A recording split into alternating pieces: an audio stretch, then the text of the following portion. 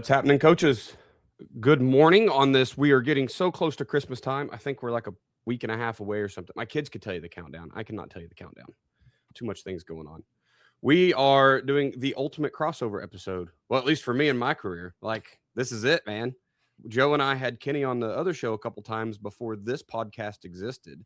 But since the creation, I think this is the first crossover. So that's pretty exciting. We are talking a little 4-2-5 defense today. Joe's come over to talk about his system and what it can offer coaches that are out looking right now. We know guys right now are like, my scheme sucked last year. I need to find something. We're going to look into this. And so the podcast wants to give you those resources. So that's what this series is all about. Hi, guys. What's up, man?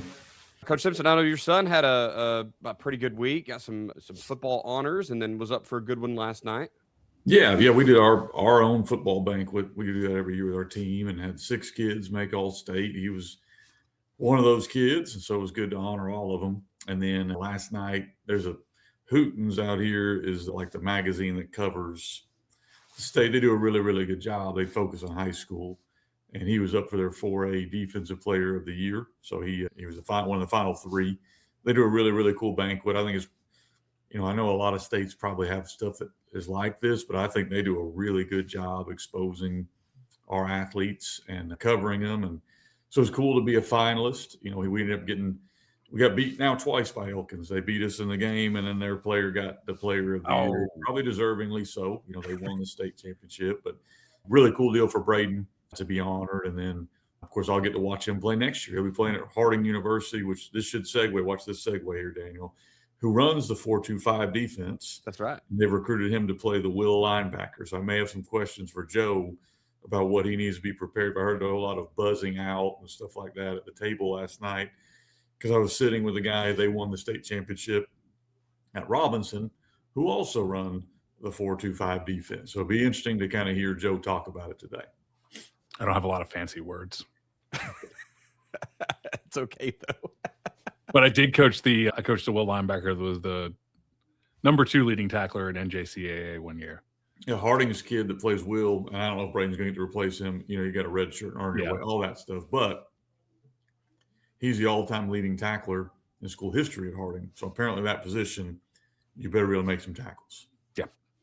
That's going to be awesome. Well, we're proud of Braden. We're glad that he's getting the recognition he deserves. And I know we've seen all the stuff about your seniors. Is it 33-5? Is that their final record? Yeah, 33-5 at a really, really good group. Our quarterback, who I bring back, his record as a starter is 23-3. So we get him back for next year, and hopefully we can continue to build on that. Absolutely. Well, we're hoping for all good things for you guys in the future. Real quick, let's jump into our quote of the week, and then we'll pitch some ads, and we'll get on with the show. Yeah, so quote of the week coming out of Team Themes Volume 5. So we have 5 volumes of Team Themes. If you're not doing something beyond the game with your kids, you're missing out. So this is coming from the most recent one. Lou Holtz is the author of the quote. It's a pretty simple one, and I think it may speak well to Joe and to you and to me, because a lot of times when you get in this world, most people are very grateful that, hey, I appreciate you putting things out, but not everybody is. A lot of them will say, right, who are you to speak on this or speak on that or speak on this, to which I say, I'm nobody. I'm just trying to help. But the quote from Lou Holtz, I think, speaks to that. Just if you burn your neighbor's house down, it doesn't make yours look any better. And I think a lot of times as coaches, we're getting into that part of the season. It's coming. Clinic season. You're going to go hear guys talk, and the immediate reaction is going to be, because I was there when I was sitting in that room, why is he more qualified than I am? And the answer is probably he's not. He's just trying to help. Yeah. If you don't like it, don't listen. And I think a lot of times as coaches, that's kind of where we get. And I think if we mature a little bit, I'll go listen to whoever speak. If they can help me get better, I'm going to listen. And if they can't, I'm probably going to leave that room and go to another room of a guy who can. Hopefully today will be a good chance for you to hear about 4-2-5 or hear about a defensive structure. And, maybe it'll help you. Maybe it won't. If it doesn't, just hit stop and move on. And if it does, maybe you'll get something from it. Love it. All right, man. Joe, you don't have to read the whole thing, but tell us where guys, before they hear this, where can they go find you if they want to look in the Joe Daniel football system and learn more about your 4-2-5?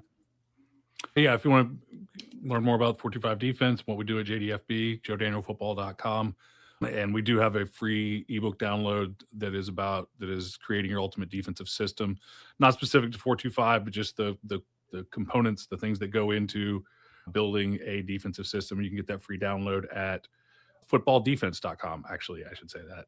If you go to footballdefense.com, bought that a long time ago when things were cheap. You can go to footballdefense.com and get that. That's so specific. It's so perfect. It probably is expensive. Which we get football defense would be very expensive because somebody would be sitting on it and being like, somebody will pay me $36,000 for this. Yeah. If I told you what I paid to get my name, because I own joedaniel.com and it's my email address, my personal email address, it's ridiculous. Yeah. Somebody found out that I was a guy who might want to buy my name, and they just sitting on it. Oh, that's fun. Awesome. Well, we are real quick, guys. We're kind of doing ads a little bit different here moving forward. So I spent this weekend with Ace Sports and talking with Mark, and he said, Daniel, we have to weave the ads in because people are just skipping them. And so he's got all these professionals at all these big shows, trade shows, and everything's like, yeah, nobody's listening to your ads anymore. Probably doesn't help. It's the same ad for 3 years. That's good for us. We've had a lot of support from Ace Sports over 3 years, but probably time to freshen that ad up a little bit. But guys, if you are looking for Ace Sports, we've done a ton of live stuff. You can go back wherever you're watching now. If you're looking on YouTube or Facebook, Twitter, I was live all day the last 2 days. Go find any of those. But Ace Sports is just giving coaches a chance to fundraise and improve their program. My son is homesick from school, so he's staring at me in the window or in the door. Asports.com. Go check out the boards they have. Super easy. Kenny's a great liaison for them. He's bought 2 boards from them and watched it work at 2 different level schools. Your school isn't too small. Your school isn't too big. Ace Sports can help you, and they're definitely putting the best product on the market. Sweet. Let's jump into part 1. And Joe, we're going to let you talk first. You're the man of the hour here. So what is the 4-2-5 for all the guys that are new or just researching, and how does it really differ from these other offensive or defensive schemes? I mean, years ago, I did a podcast that upset a lot of people and made football simpler for a lot of people.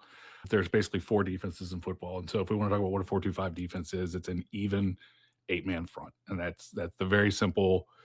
You can call it a 4-2-5. You can call it a 4-4. You can call it a 6-2. The core structure of it is the same. 4 down linemen, two inside linebackers, 2 outside linebackers, safeties, ends, whatever you want to call them, that are essentially your force players, contain players. 1 high safety is the base.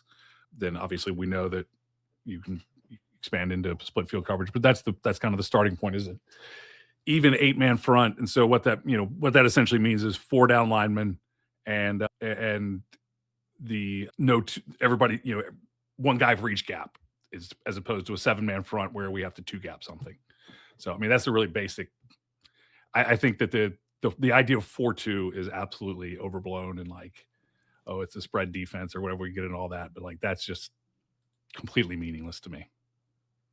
When people get into the 7 versus 8 and how do you gap exchange or eliminate a gap, or that gets very technical. And I don't know that we can teach high school kids that, especially as they're, you're trying to take over and change culture somewhere or whatever. So having the ability to just plug all the gaps right now is really nice. Yeah, but I mean, it is, but like everything that we teach creates a lot of those things that people have really big words for, creates those naturally. And I can teach a 10-year-old that stuff. And so, and it creates what you want without using a lot of real complex words and just really try to simplify things. I learned 4-2-5 from TCU, not like I didn't go to TCU. I met a lot of people who did go to TCU. And I also managed to find a lot of random bootleg videos from TCU, clinic tapes and stuff, and like just tapes that you're like, who is filming this, and why were they filming this, and why is it on the internet, and why is it just out there?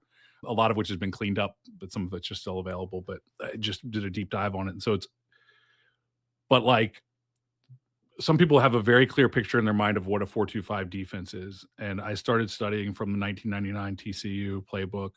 In 2009, I coached in a 4-2-5 defense at Ellsworth College, and it was kind of built off of TCU with Ricky Kuhn, who's at Southeast Missouri State, and then we went from there, and I started learning different things and pulling in different pieces. And I can tell you that then I went back and started studying some TCU stuff in like 2015. Totally different defense. So, like when people are like, "No, this is a 4-2-5," Or I'll get people who will tell you, but that's a nickel defense. I'm like, I don't care. It's fine. Whatever. It doesn't matter. Yeah, that's 4-2-5. I'm like, there's a basic core structure that makes it a 4-2-5. And even that isn't like that, dogmatic. Right. You don't have to gatekeep being a 4-2-5. Is that what you're saying? You Yeah. just kind of put kids out there. Not that big a deal. Put 11 kids out there and then figure out how to put them in places and stop them. I love it. So when we change that, so you said earlier, like sometimes people call it a 4-4, a 4-2, probably not a 4-3, but we just get basically you can be pretty balanced, right? I mean, at the end of the day, single high, you can kind of answer all the questions. Basing out of a cover 3 is very simple. And then we get the run fits, which all make sense. And no one's changing hands. My force guy is always my force guy, right? When we get into the odd front stuff, sometimes we got to switch. Is that outside backer? Is he the actual force guy? Is he the alley guy? Yeah. You never know, right? You got to switch. Rolling. The biggest. I would ask him, Joe, like for me, because you see the forefront, I get it. I'm an odd front guy. So you're not in my world here, but I'm trying to learn it because we play it. And I'm also trying to learn it because my son's about to go play in it. The difference in a 4-2-5 and a 4-3, to me, that's where it can get really, not confusing, but it can be a little different. Obviously, my assumption is in a 4-2-5, that third linebacker is really probably considered a DB in your defense. But when I watch Harding play, when I watch these teams that we go against, I can see a 3D, a 5 shell at times where you wouldn't see that in a 4-3. So to me, when you're looking at it, is that the biggest difference? Because I would imagine the 4 up front is probably going to be very similar in a 4-3 versus a 4-2-5. I can't see them doing, a lot of different things. It's mainly on the back end. That was the next thing is the difference between a 4-3 and a 4-2. I have a very specific one thing makes this difference, and it changes everything else around it. Ultimately, yeah, you've just kind of slid guys over, and your strong safety is the Sam backer. But where that comes from is simply this, and you have to have a tight end on the field for this to matter. If you have a tight end on the field, if they have a tight end, if the strong end is playing, basically if he's C-gap responsible, so if he's in a 6-eye or a 7, or if he's in a head up, but he's C-gap responsible, that allows the strong safety to leave the box. It takes away it creates one less gap. So what happens is now it becomes an 8-man front instead of a 7-man front. If the defensive end is in a 9 technique outside of the tight end, I have 3 open gaps, and I have a 2-gap linebacker because I also have to have somebody filling essentially the alley to the outside. It changes where the alley play is.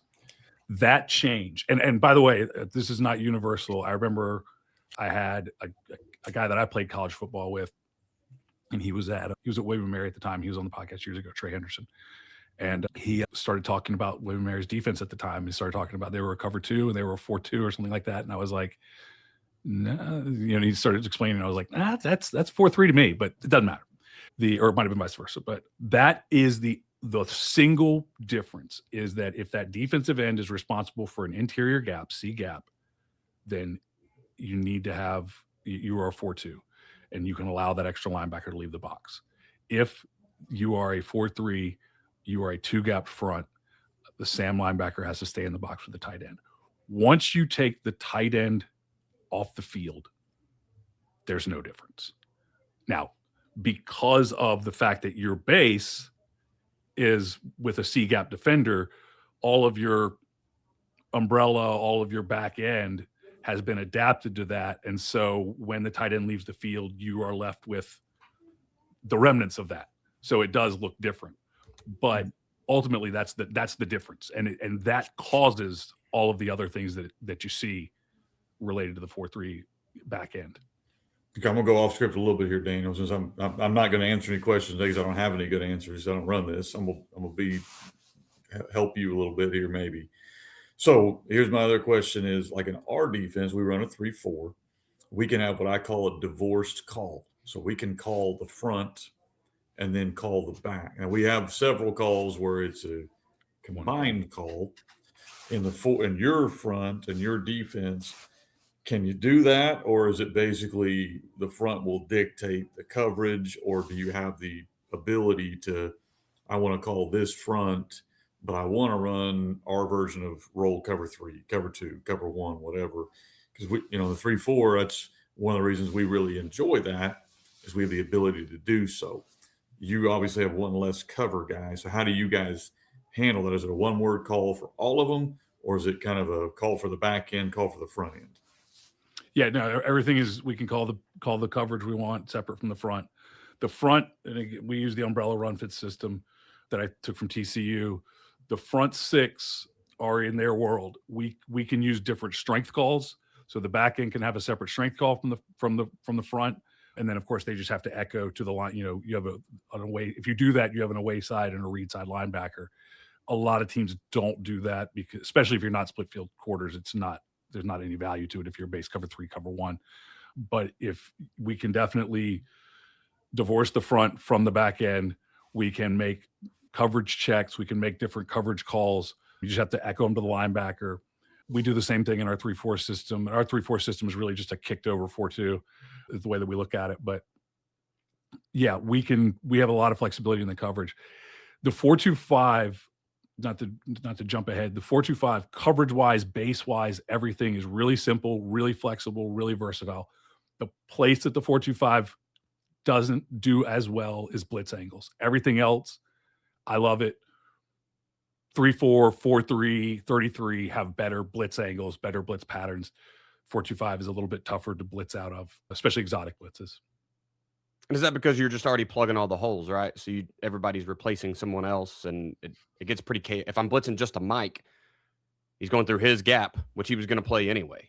Well, I would argue most of their defenses, he said, you can 2-gap players, which gives you a lot more ability to blitz, and it's almost like blitzing out consequences. If he's a single gap guy, somebody gets out of their gap, touchdown.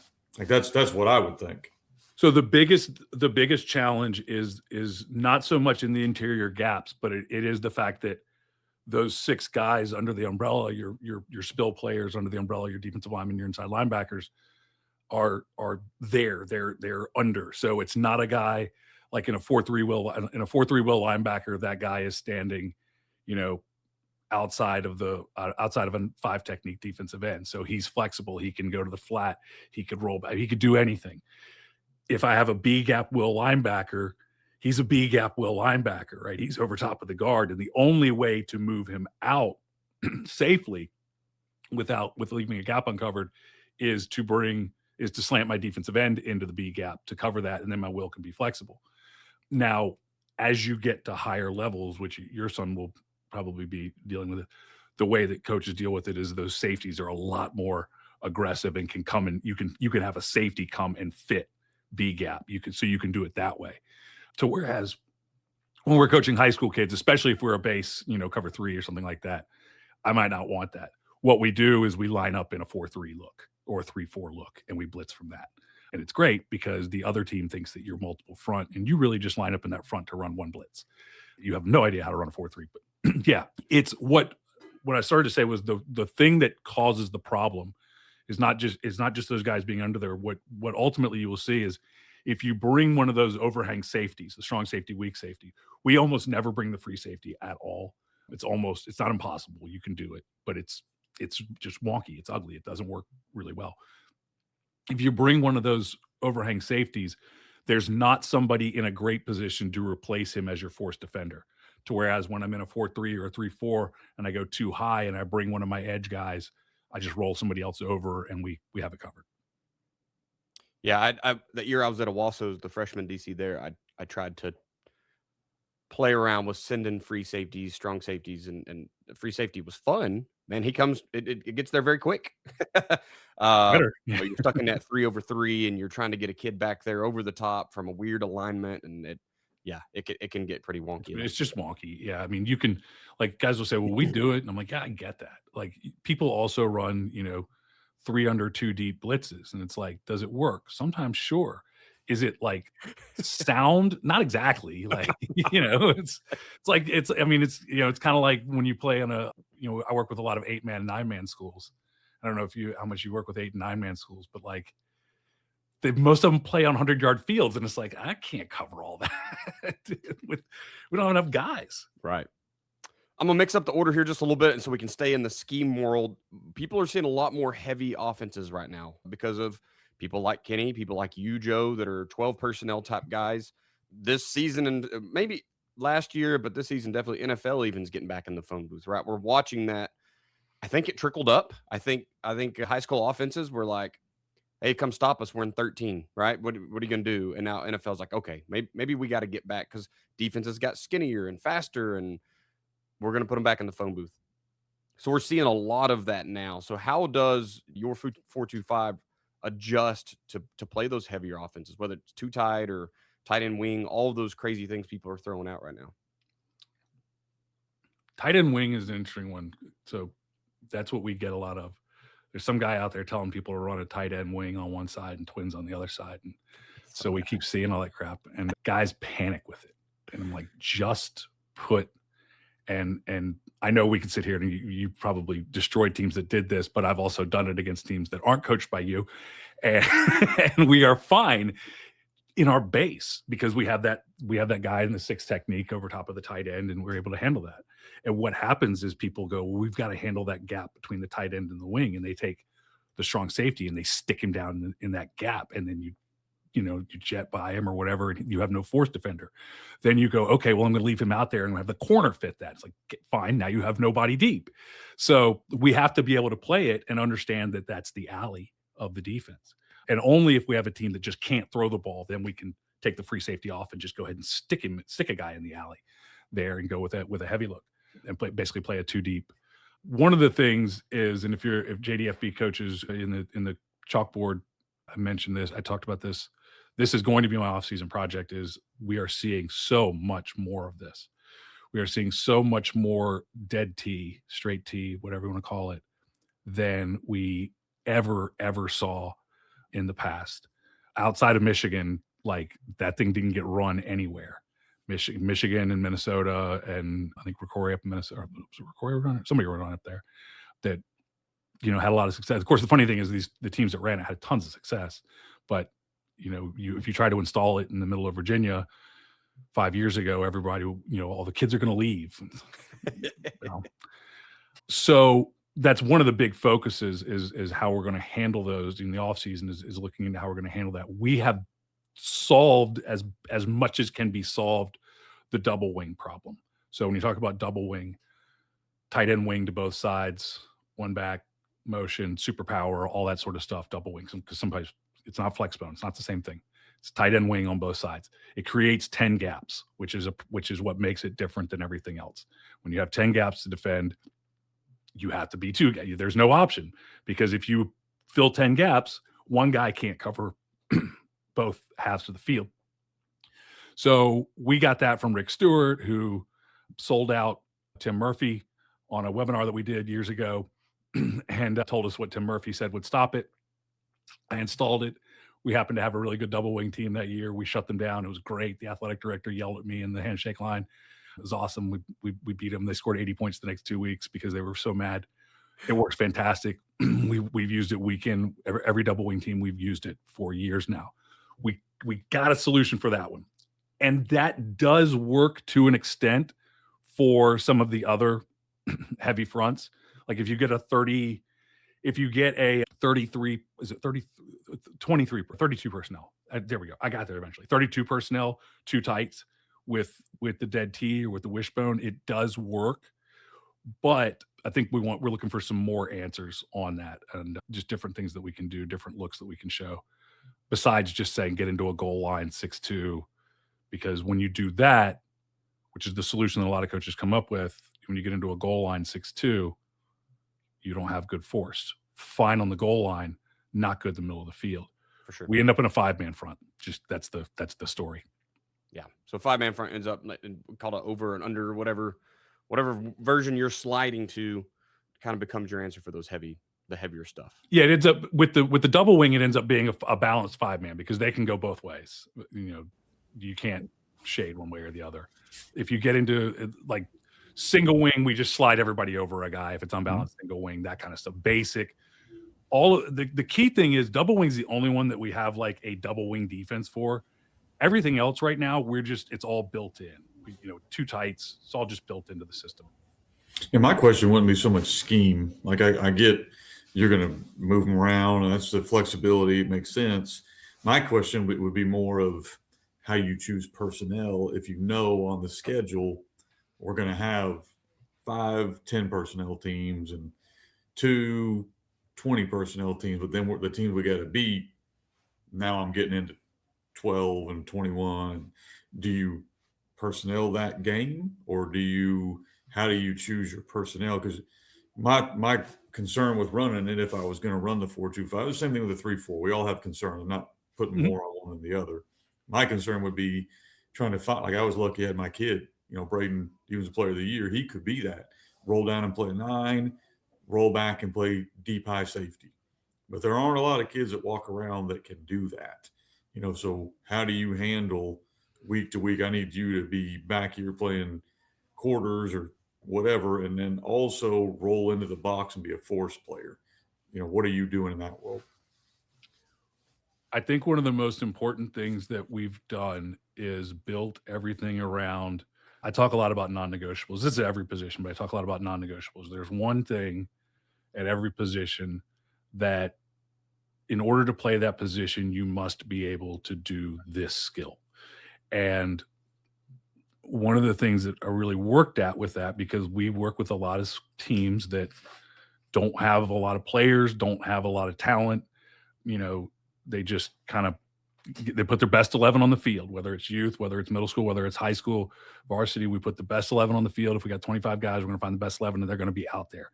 And so in finding those non-negotiables, it needs to be things that don't require any talent. So, for example, on our defensive line, whether you're a heavy front or whatever, if you can't squeeze a down block, you can't play for us. Meaning if that guy blocks down, you bend down with him, and that creates that automatic spill. But it takes no talent to do that. And so we just know that's the core thing. So as long when I change the front, when I play a different defense, as long as you can execute those skills, the way that we built the defense, as long as you can execute the basic skills, you can do it against just about everybody. And if I had a guy, now there are times that we do, I'll give you an example. We often make our weak side end whoever, and this is one of the things that I think people get wrong about 4-2 versus 3-4. Daniel and I have talked about it. I think you need 3 linemen more so in a 30 front. I think we can use, really 1 true defensive lineman. Usually our weak side end, because we don't see that many 2 tights, is the guy that lost the safety battle, right? He's the 4th safety. He's the one who's a good athlete but doesn't play that well in space. And we put him at the weak side end. We might let him stand up. We might just let him go. Sometimes but if we play a heavy 2 tight team, that guy might come off more often, and we put in like another defensive lineman if we have him to handle that spot. Otherwise, when we play, we might play with the personnel on who can go where.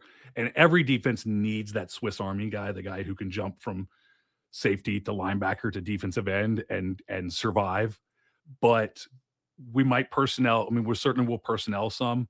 So in our going back to our double wing, in our double wing, the guy that we usually sub in is the nose, and so that's the kind of the key.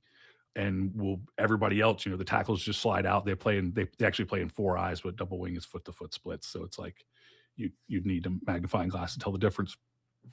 So they're in 4 eyes, and then we have 6 eyes or 6 techniques or that kind of stuff.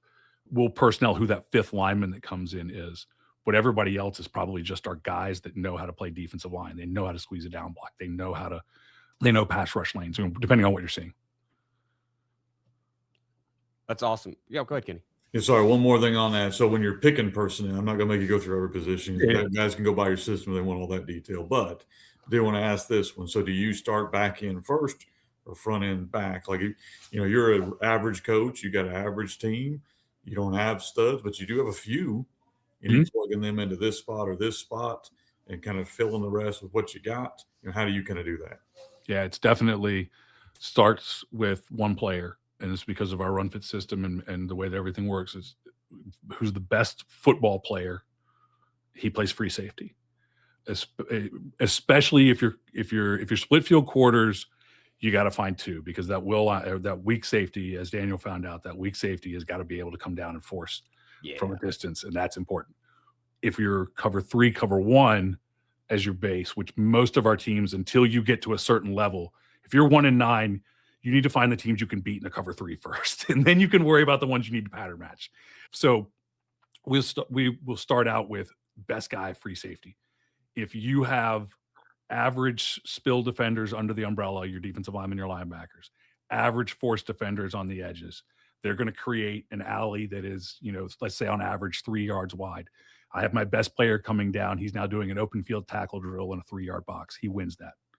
I have a great defense. I have average spill, average force, great alley. I have a great defense.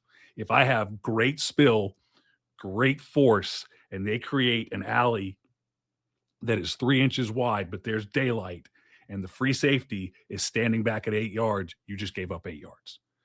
So if you have a bad free safety and great everything else, your defense sucks. If you have a great free safety and average or even below average, but you do things correctly, you will have a very good defense. So we start with the free safety, and then everything else kind of, is what you expect. Who are the defensive linemen? The big guys. We start there. Who are the force? The overhang safeties are your next best tacklers. And like I said, the one that loses that battle, he goes to defensive end. Everything else is kind of what you expect it to be. We're going to get into kind of evolving over the years, but we had a question about a 3 safety. Have you dabbled with 3 safety systems at all and trying to pair that? Or is that what the 4-2-5 is already? Yeah, I've never understand this. Okay, so guys are like, we run 3 guy safeties. Line up in a 2-by-2 formation. It can be anything. It can be 10 personnel. It can be 12 personnel. It doesn't matter. Like 2 tight ends, whatever. You've got 4 receivers out there, and we play cover 1. Okay, our safeties play 7-by-3 outside leverage of the number 2 receiver. Our corners, let's say we're playing off, whatever, we can press, doesn't matter. Our corners are out there playing man on number 1. We're 7-by-3 off the number 2 receiver. Okay. Our free safety, depending on what you run, is somewhere between 9 and 12 yards. So everybody is somewhere between 7 to 12 yards off. So that's it. And guys show me their 3 high safety look, and I go, that's our base defense. It's just you backed them up a little bit. And if you want to back them up more and insert the free safety in different places, you can do that. But you're essentially just exchanging positions. So it's nothing but it doesn't change the structure of the defense. It's nothing but a function of disguise. That's it. Yeah. And so if you want to do that, fantastic. We've got web clinics. Our platinum clients have access to a web clinic of one of our coaches who adapted it to 3 high safeties. He loved it. He talked about it. He uses our principles. He does it with 3 high safeties. He talked about it for an hour, and I went, it's there. You can do it. It's simple. But it's not game changing. Yeah. All right, man. Let's jump into the evolution. So as offenses have become formation heavy, kind of how has the 4-2-5, the JDFB 4-2-5 evolved, or has it even had to handle? I once was aligning to 4 formations a game and had to stop 16 different plays. Now I'm stopping 4 plays, but it's 65 formations a game. Has that had to change the way you're doing things? Has it had to evolve, or has everything kind of stayed base? Everything's built into the system. There's some things that had to be built into the system a little bit more focused on, but everything is built into the defensive system. And I think that it doesn't matter if you're odd front, even front. I don't care what defense you run. And quite honestly, I know we're talking 4-2, but I really don't care about any of that. As you know, we talk about it all the time. I don't care about 4-2, 3-4. The base underlying principles, like we talk about our umbrella run fits principles, that's what matters. The adjustments are built into the system, baked into the system. That's what matters. Everything for us, like how we handle 2 tights, how we handle, anything like that, it's all built in. How we adjust to trips, how we adjust to motion, it's all built in. So I think that's one of the true benefits of our systems is you can come out. It became a joke when one year we were running this and we saw everything. We saw double wing, we saw spread, we saw wing T, we saw single wing, we saw every offense under the sun. And we would come in and I would pull 10 clips because my kids have short attention span. We watched 10 clips on Monday of their offense. Here's their base plays. What are we going to do? And the kids knew we're going to do what we do. We changed nothing. We installed the double wing for the double wing. And once we got that installed, it stayed the same the rest of the year. We changed nothing. We do what we did. It didn't matter to us. What mattered more was that we played with great technique and alignment, really alignments first, and then technique and everything. And that takes care of itself. You don't need the more gimmicks. And coach, because you run goofy wing T stuff, which should be illegal, you see all sorts of ridiculous adjustments to what you're doing. And all it does, it might take you a minute. Now that you've been doing it for so long, it probably didn't take that long.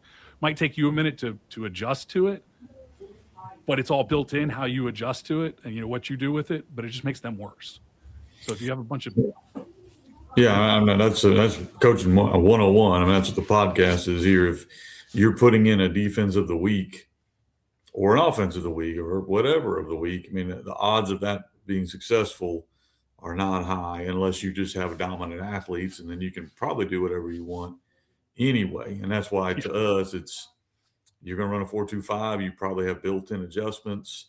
We run a 3-4. We have built-in adjustments. We should know. You've already mentioned it, and I think that was, to me, it's good to hear coaches admit like there is a weakness in this defense we've got to be aware of because we've got to have answers. I understand it if I'm in a 3-4 and you line up and double tight and shove it down my throat or unbalanced, there's some weaknesses there that we better have some answers for. And that's what this offseason should be. It's all right, where we want to run a 3-4, we're on a 4-2-5, we're on a 4, whatever you want to run. I don't really care. Whatever fits your kids, run that. But look at the schedule that's coming. Like what do I have to do? And you mentioned it. I don't want to get off on a tangent here, but I thought you did a good job of mentioning if you're 1-9, what are the 3 or 4 teams you can realistically beat? What do they run? Let's make sure that we're gearing up our defense and our adjustments to stop that. Or if you were lucky, we were lucky last year and we went 10-2.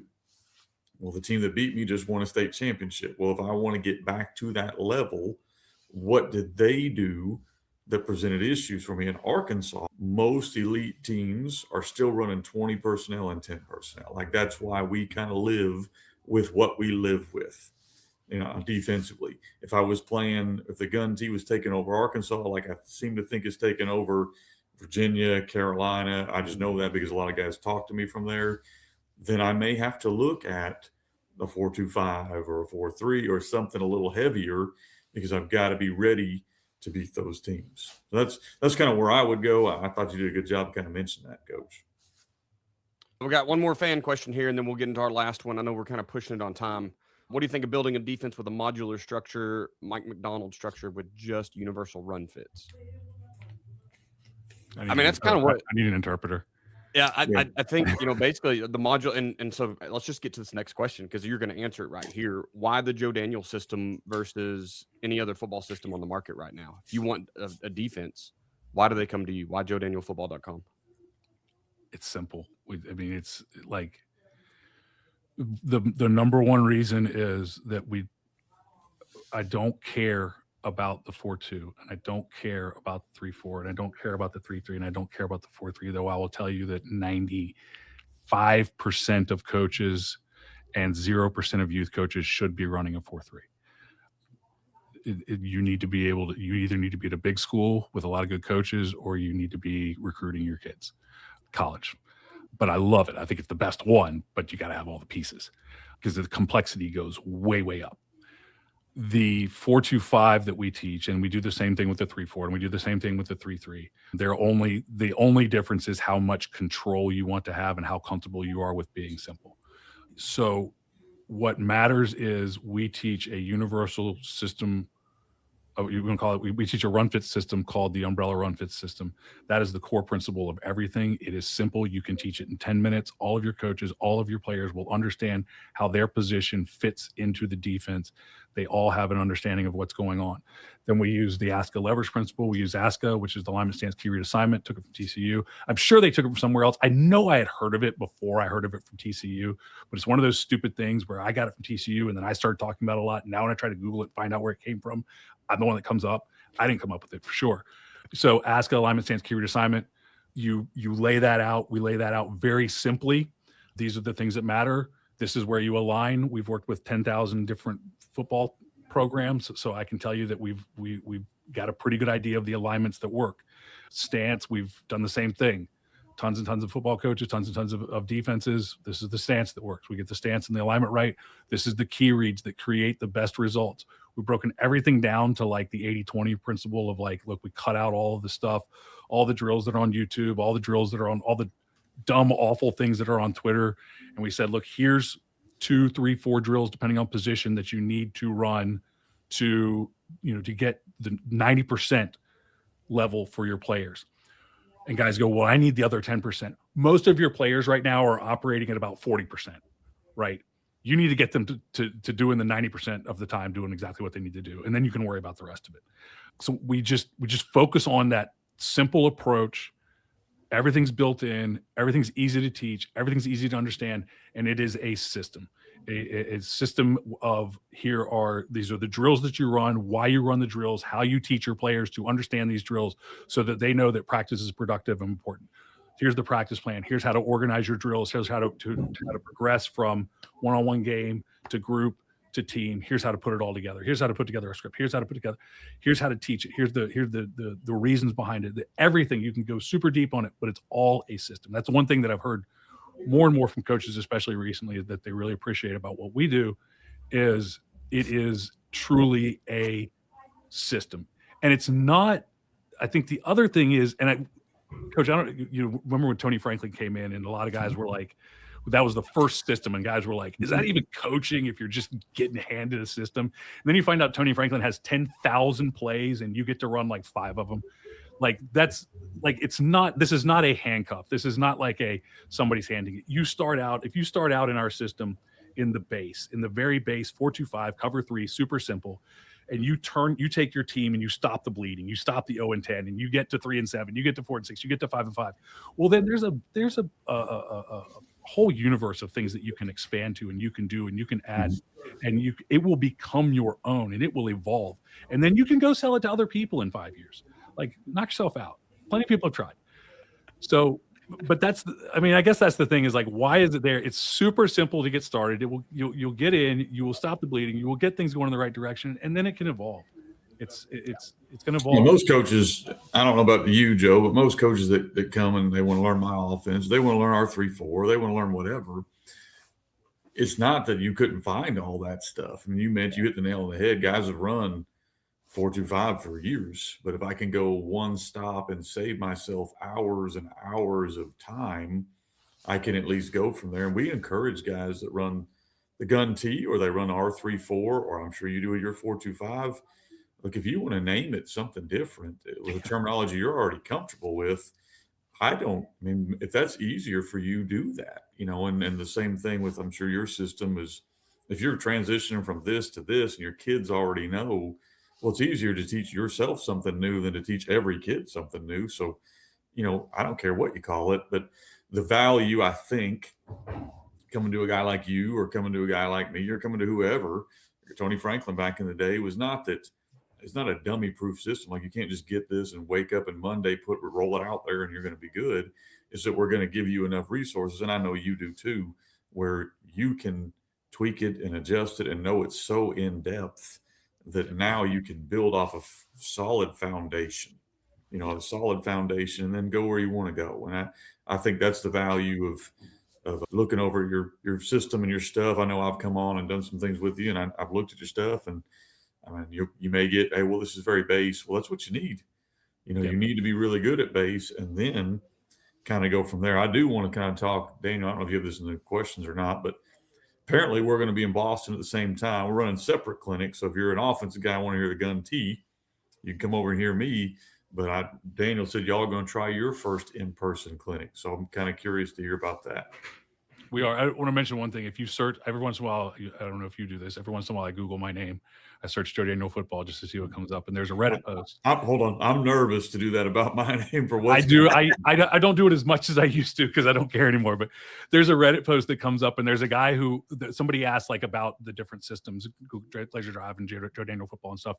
And a guy responded, and it's like the top comment, and he says like, you can find all these things on YouTube. There's thousands of hours of clinics on YouTube, and I watch them all the time. And I watch an hour clinic every day or something like that. And it was like, he was supposed to be like, I think he thought that he was like, pointing out why you don't need us. And I was like, now I'm going to leave that one because that's exactly why.